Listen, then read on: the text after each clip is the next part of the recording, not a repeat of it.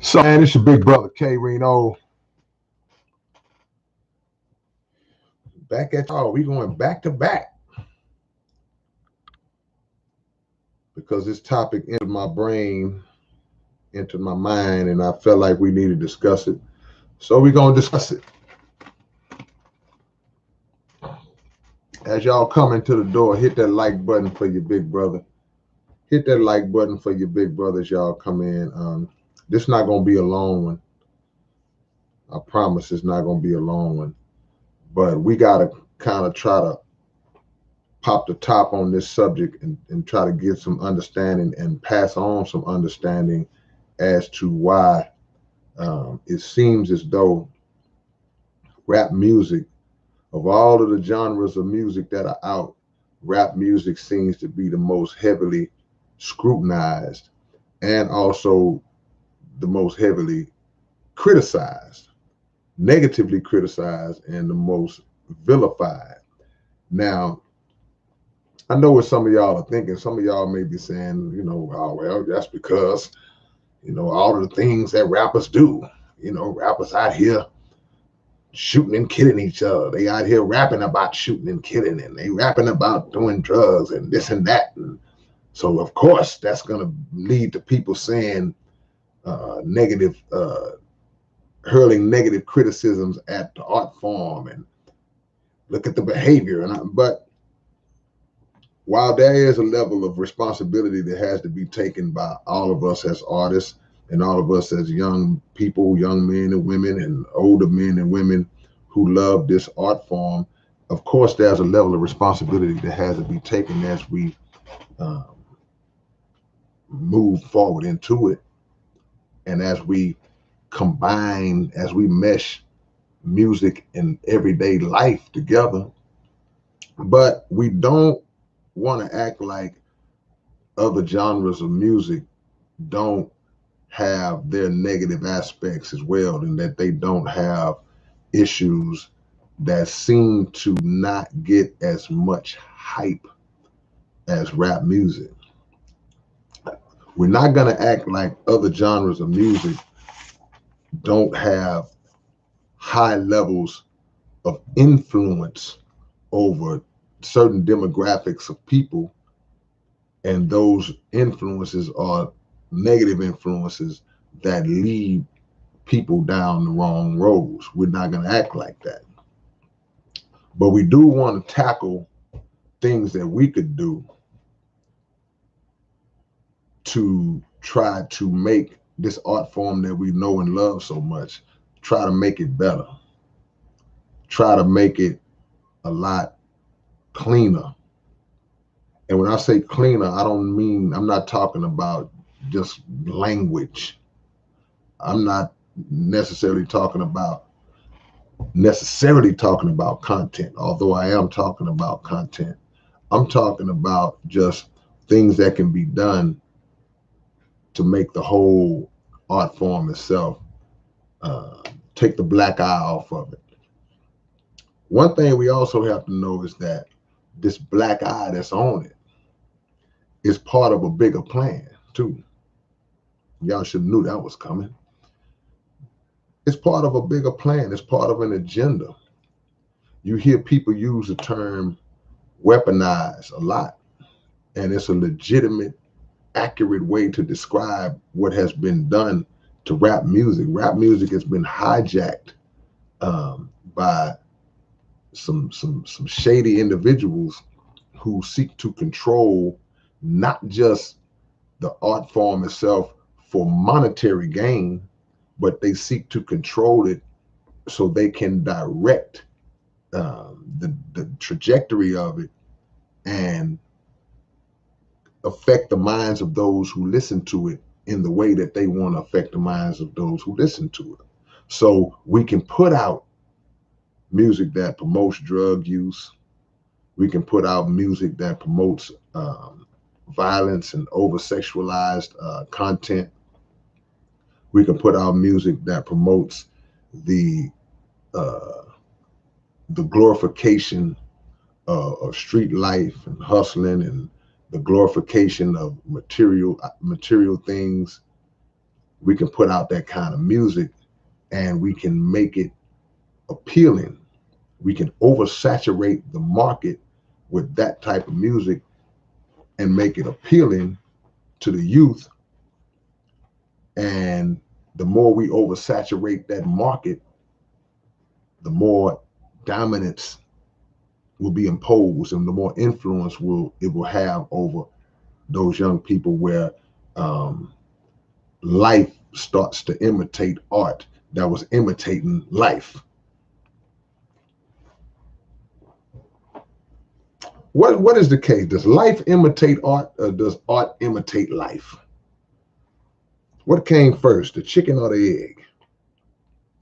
So rap is scrutinized, and scrutiny simply means looked at in detail. Just checked it. It's checked out. It's studied. It's watched. It's like somebody had to scrutinize and really check out this thing we call hip hop and rap music from the beginning to see if it was a viable resource that they could use in order to make themselves wealthy and in order to contribute to the agenda of destroying inner city, young, black, brown, poor, white, anybody who's just marginalized and discriminated against and disenfranchised and oppressed, that just hood people. They figured out a way how to use this, as they figure out a way to use everything to work against those who enjoy it. So that the agenda part of it is real. What do we do to combat that once we know that that's going on? Once we understand that, what do we do to combat that? As an artist, what we should be doing is making sure that our contributions to it are not contributions that cater to that plot. In other words, we got to make better music. We got to make life music instead of death music. We got to make uplifting music instead of music that degenerates the mind. And that doesn't mean that we should never cover or discuss the negative aspects, because you can't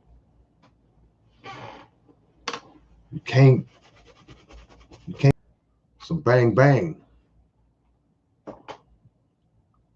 There has to be some bang bang in order to clean house. But I just don't like how this whole narrative about how I won't say corrupt is the business side of it. These labels and these corporations. I don't like how the narrative is painted that rap music is just the devil. And some of us have been tricked into actually following behind that narrative. I know people who used to rap, and a lot of them, because they failed at rap, they failed. They couldn't do it. They couldn't get where they thought that they wasn't good enough. Let's keep it real. So, and I've said this before, they grew to hate that which they were unable to succeed at. That which they used to love, they grew to hate it. And not only did they grow to hate it, they grew to hate anybody who was still doing it. But you loved it at some point in time in your life. So they've made others look at rap music the way that the enemy looks at it. The way that these uninformed suburban clowns who have no knowledge of the greatness and the history of rap music and hip hop, they've caused people who know rap to take on that same mindset. So you find them vilifying this art form the same way. It's all right to criticize the negative aspects of a thing, because there's a lot of things about rap music that I don't like, that I don't agree with. And I'm talking about just from an artistic standpoint. But I also understand that as artists, all of us had to go through a growth process. So if I'm looking at a young rapper that's 17, 18, 20 years old, and he's talking real reckless on his songs, I don't like to hear them talking like that. But I understand that they're coming from several types of places when they talking like that. They may be speaking from an actual reality that they're living in. And the proof that some are speaking from an actual reality that they live in is because you're seeing a lot of our young rappers getting killed or doing the killing. So they're living. So whereas you had a lot of studio gangsters back when I was coming in the game, coming up, you didn't see rappers putting in the work that these rappers are putting in today. So it begs the question, are these really rappers, or are these just some street dudes who are putting out rap records and they just leaning more towards the street than the rap? They obviously leaning more towards the street than the music, but you didn't see rappers just blasting each other left and right like we see today. But even with that, there's still a condition that they live under that creates that circumstance in the first place, and that formed and shaped their mindset. And all of y'all who talk down on them, where y'all at and what are y'all doing to prevent it from happening in your area? Oh, you sitting on your phone or a computer criticizing it. And again, yeah, it's a terrible thing that's happening. But don't spend a lot of time talking about something that you are complaining about, something that you have no intentions on trying to fix. Well, it ain't my place to fix it. Well, shut up. Be quiet. It ain't your place to fix it. Why do you even care? If it's not your place to fix it, why do you even care? You don't care. You just want to talk about how ignorant people are. They are just ignorant. Rappers. You used to be one. But these people crack me up, man. So in media, a lot of the things that we see rappers do, a lot of the negative things that rappers carry out, negativity in rap is more exposed than it is in other genres. Am I saying that rock and roll singers are going around shooting each other at how a lot of the rappers are? No, I'm not saying that. I don't know the numbers on that. I would even lean towards saying no. It's not happening at that rate, but there's reasons behind everything. I talked about the condition that a lot of our young brothers and sisters come up in that are in the rap game. See, rap is a different kind of genre. Rap is a genre that was born out of the streets, the toughest parts of the streets, and the individuals who created it and the individuals who have participated in it throughout time are inner city black youth, brown youth, who, regardless of how many raps we write and how many songs we make and record, a lot of us are living in conditions that real life is real life. A lot of people got into rap to try to transition out of that kind of lifestyle. Some were able to do it, but others didn't get an opportunity. Others didn't get an opportunity because the streets got them before they could get out. Others tried to do it, but never got a chance to grow up mentally or physically to get out. And any time that there is something that is already being vilified by mass media, any instant that takes place is going to be magnified in such a way that it's going to make the whole art form look like this is just some dirty, wicked thing that sweeping the world. But guess what? Your little suburban children, they listening to it too. They're influenced by it too. No genre that has ever come along has influenced the world more than rap. No genre. And make no mistake about it, you could say rock and roll, R&B, jazz, blues, heavy metal.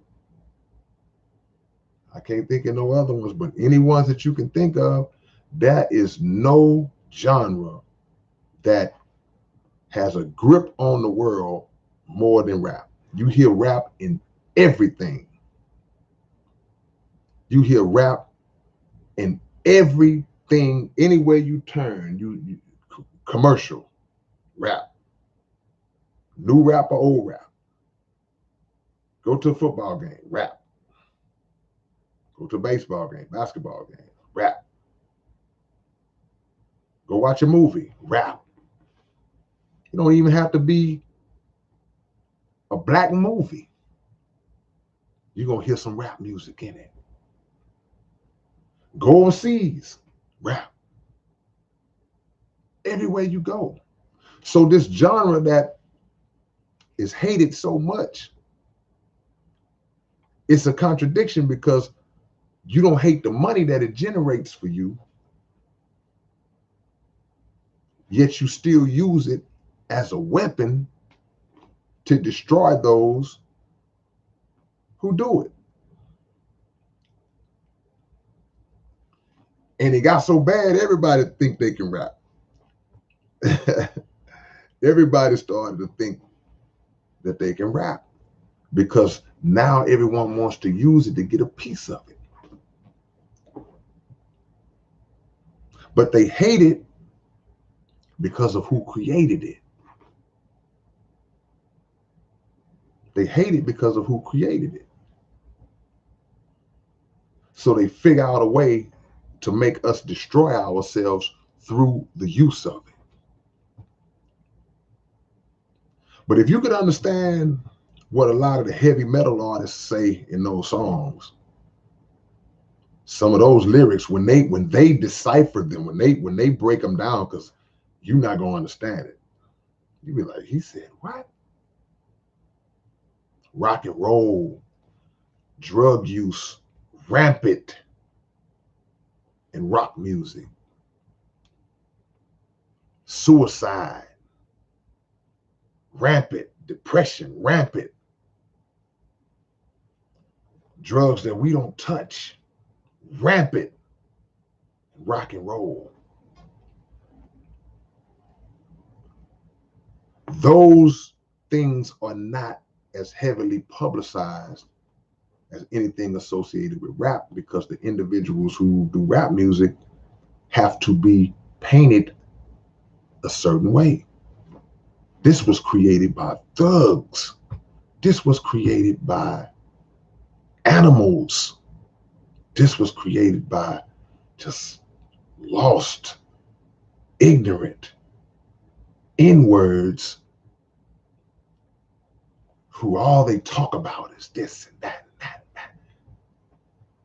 But similar to everything that they want to push, they will only show one side.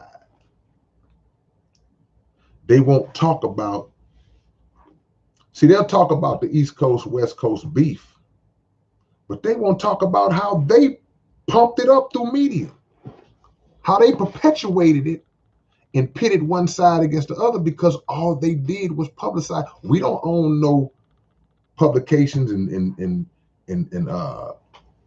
networks to be able to push that. And this is pre-social media at the time when East Coast, West Coast beef was going on. But this thing got so big that us in the South and us in the Midwest, we like, man, we like in the middle. We didn't pump that up. Who pumped it up? And why? But we'll fall victim to say, all right, see, it's ignorant, man. He just, man. You hear about Kurt Cobain killing himself and you hear some things there, but it's a lot of negativity that goes on in these genres as well. But they fear rap music grabbing a hold of their children. Just the regular suburban people, they fear. The record companies don't necessarily have that fear because they want to get the money. I heard Leo Cohen say out of his own mouth when asked about the exploitation of Black people through rap music, he said, hey, I got to feed my family, man. I got a family to feed. He's basically admitting that, yeah, I use their negativity and I use their ignorance in order to make money because I got a family to feed. Why don't we overhype that? Why don't we put that on blast? Because if one of these Negroes meet Leo Cohen tomorrow and they feel like they got an opportunity to present him with that music or to get signed by him, they're going to bow down to him and they're going to disregard anything that he ever said or how his real feelings really are about Black people who are doing this rap music, because his arrogance has reached a point, along with others, that he could care less, because he knows that we're going to still continue to try to get on with him. Mogul Maze, I appreciate the love, Mogul Maze. Thank you for your donation, man. Speaking Facts, 100, yeah. Man, I'm trying, brother. I need y'all. And Kaba Praxis, appreciate you, man. Thanks for being a man of conviction and not letting your lyrics be limited to that Alpo lifestyle, because that lifestyle only produces death. And see, and then, but on another note, again, an example of how our lifestyles and the death styles get hyped up. The live stream I did last night when I was talking about dignity is underrated, I was kind of touching on that, even with the Alpo situation. You know, I mean, the publicizing of that situation is so high that people who a week ago had no knowledge of who Alpo even was, now they know the whole thing. The people who kind of keep their eye on that type of stuff, or the people who may have been who live in that area, or who kind of just know the pulse of the streets, whether it be East Coast, West Coast, down South, Midwest, wherever, you know names.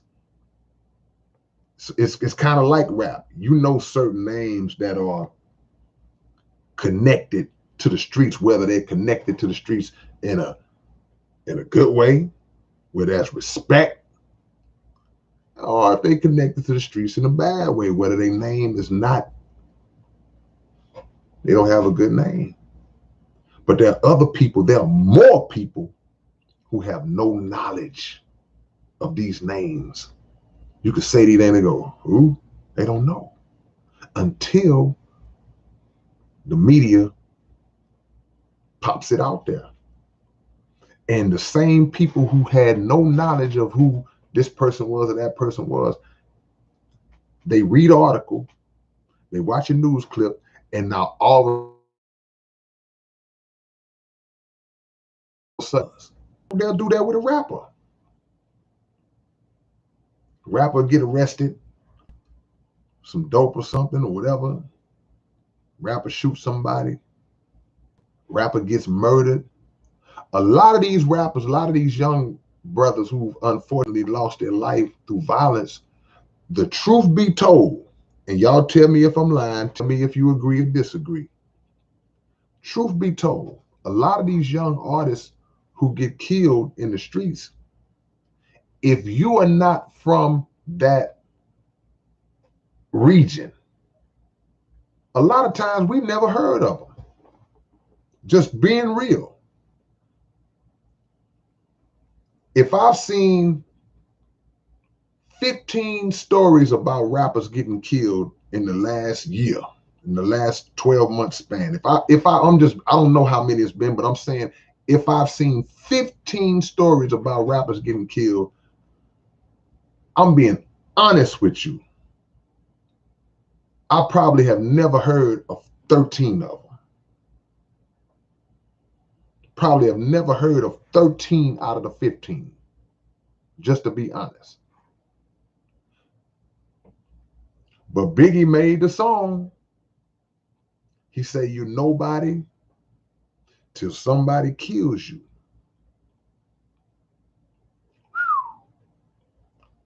He said, "You're nobody till somebody kills you." That was a play on words off of an old song that says, "You're nobody till somebody loves you." He just switched it up and said, and he was actually right about that in a lot of cases. Some of these artists have regional popularity. Regional meaning the region that you're in. They may know you in your state. They may know you a couple of states over. They may know you in your city in a few spots. So you may have a buzz. You may have a few sprinkled out fans because of your social media presence in different areas. But for the most part, we don't know them like we would know a Biggie or a Tupac. See? So the exposure of them, the recognition comes through their demise, comes after their demise. And a lot of these rappers don't get their true 15 minutes of fame until they are no longer conscious to see it. So rap is scrutinized because it's been weaponized. It's criticized because it's been weaponized. It's not just the artist, man. It's a bigger player in place. There's a hidden hand that's working the remote, man. It's a hidden hand that's working the remote. And they are so, as Minister Farrakhan said, wickedly wise that the actions that are being carried out so strategically, so well that we don't even realize that we're under attack. So the war is on two fronts, similar to when we discuss something like police brutality. We can focus on the police brutality as we should, but we also have to focus on what we're doing to ourselves. And if we eliminate what we do to ourselves, it makes their job, the enemy's job, far more difficult to carry out because they can't use our ignorance against us as they've been able to skillfully do for so long. Two rappers get into a beef and it starts on wax. They're going to perpetuate it. They're going to pump it up. And we follow suit on our low levels because, ooh, I'm going to make a vlog about that on my YouTube channel. I'm going to talk about the beef between this one and that one. I got 1 million subscribers. I'll get a lot of views off of this video if I talk about this diss track that such and such made against him, and then the one we waiting on his reply. See? So we contribute to it instead of following a code that other groups of people follow when it relates to in-house and internal issues. Some of this stuff we don't even see. It doesn't reach the light of day because a lot of other groups' problems get handled internally before it even reaches the light of day. They get a hold of it and nip it in the bud. All our stuff get put out off the muscle. And we salivate. I ain't say celebrate. We salivate because we want to see how it's going to turn out. This ain't like watching a versus battle. Well, it is, because the same enthusiasm is there to see how it's going to turn out, but the consequences of how it's going to turn out are different.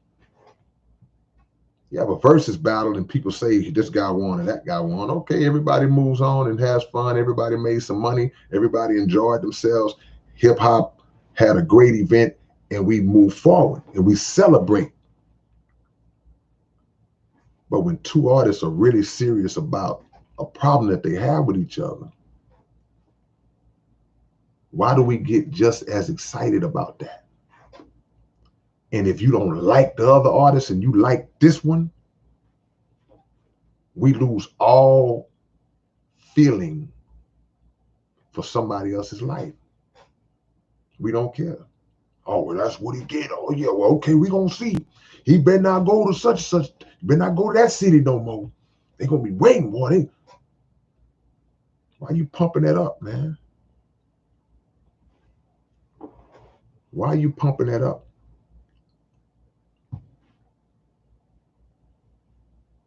Let's see what y'all in here talking about, man. See what y'all in here talking about. Retribution Sender 0. The bigger goal the families of old have in play is collapse every nation and eventually get the citizens to take out leadership. That's the global plan at play right now. Mega Cali, they have made a new genre. I feel like it's hip hop.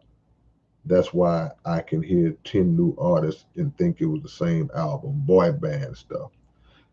Yeah, that's kind of, that ties in to a degree, but yeah, but that's kind of like the, you're talking about the cookie cutter concept, where they just take the same concept and the same style and just bring in assembly line guys. There's assembly line, some guys that are doing a particular style that's trending and popular at the time, and those guys have no longevity plan, and the labels have no longevity plan for them. The label's just like, you sound like you could be hot right now, let's put you out and do it like that.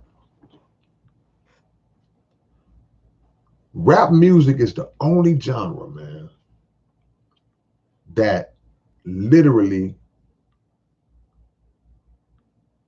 I won't say it's the only. I got to do my research before I say that. But it is the most successful of the genres that literally came just from individuals straight off the street, that gave people who had seemingly no opportunity to make something of themselves out of seemingly nothing.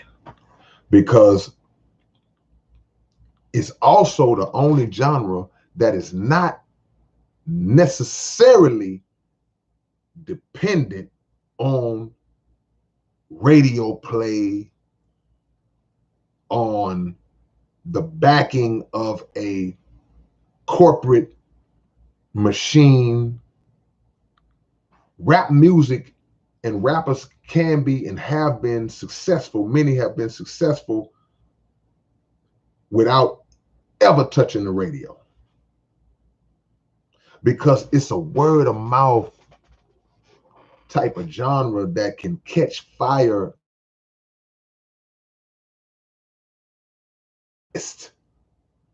all the way going back on a vinyl record, on a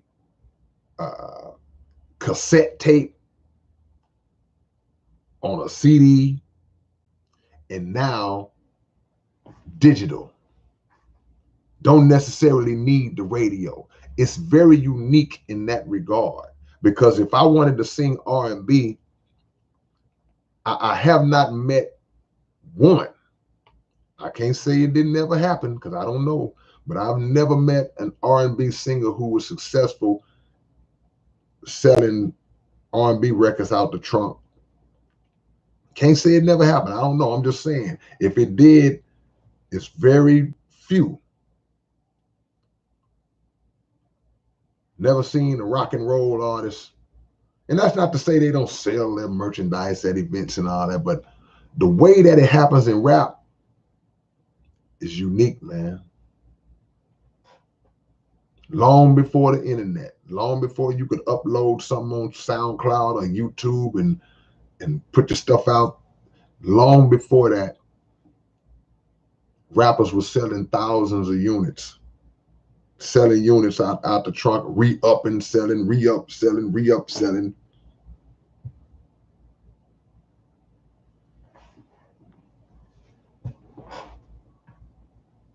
So our art form is unique in that it has persevered and survived despite having to go up the roughest part of the mountain, and it still grew and has grown and remains to be the biggest genre. Somebody do some research and tell me which genre sells the most music. I don't know.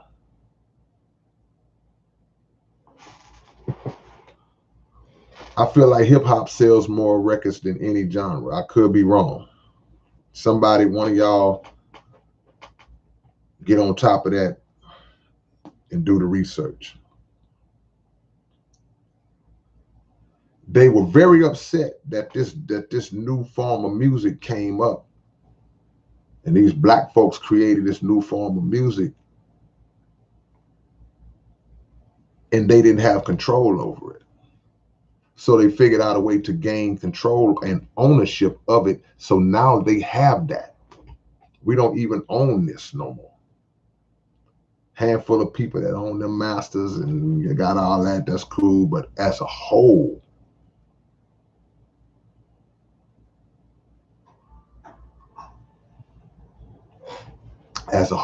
we don't own it. Mike Cullen says one individual is easier to control. Rap is an individual, rock is a band. Then Chris Clever Craft said, I disagree. I actually think it's harder to control one person than it is to control the group.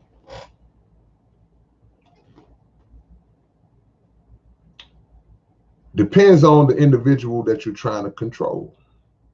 And it depends on the individual or individuals who are seeking to gain control. I said this last night, conversation rule the nation, and everybody's mouthpiece is different. So the thing that may not have convinced this guy, somebody else can come along and say the same thing a different way and might bring him in. Oh, I didn't look at it like that. And he just said the same thing the other guy said. He just remixed it and made you fall for it. Knowledge is the key. Knowledge is the key to protect yourself from being manipulated and controlled and used. You have to know everything that they know. And then when you know everything that they know, that knowledge has to be accompanied by a strong will and a courage to stand up and protect yourself and not to bow down and sell out for some money, even though, like I said last night, even though you know that it's not the right move to make.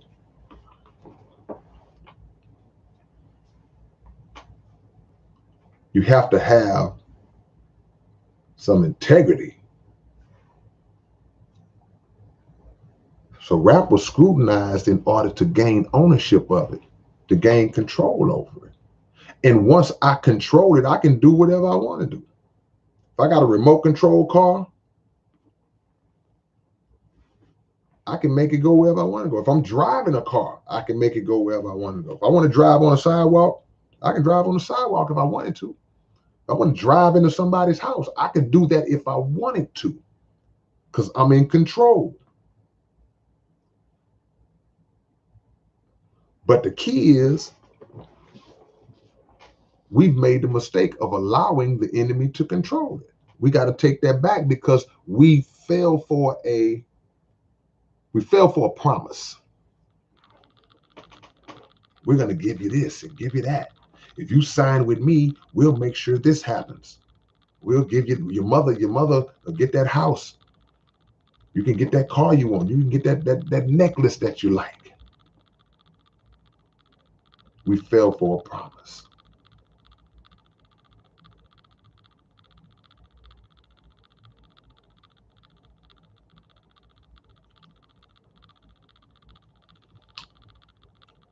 Hope y'all got something out of this, man. And that was able to put something on y'all's mind. I see your Kaaba practice. Appreciate that. Did traditions of reciting Quran influence rap? I don't know if traditions of reciting Quran influence rap. I know there are cadences, but I know that Islam was a heavy influence of hip hop because a lot of current rappers and as well as rappers from the early days had Muslim names.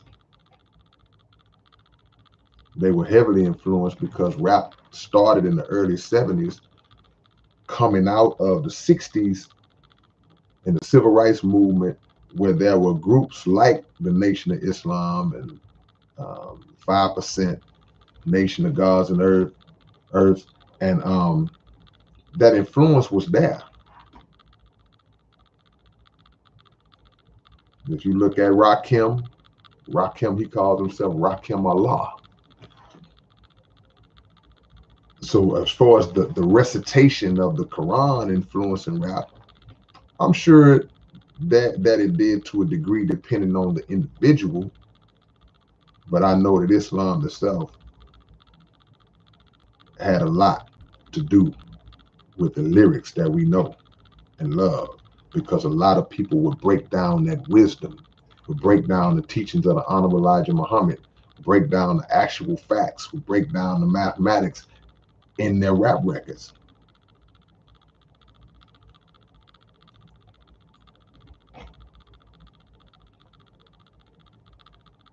The most popular genre is under attack. But it's not just the genre itself. It's the people who do it. They're attacking us. They're attacking us with falsehood, with propaganda, with capitalizing on our ignorance in terms of understanding the business side of it. We're capitalizing on our disputes that we have with each other and making them worse. So be careful and be wise, y'all. We'll touch on this a little bit more. It's your big brother K-Rino. Peace.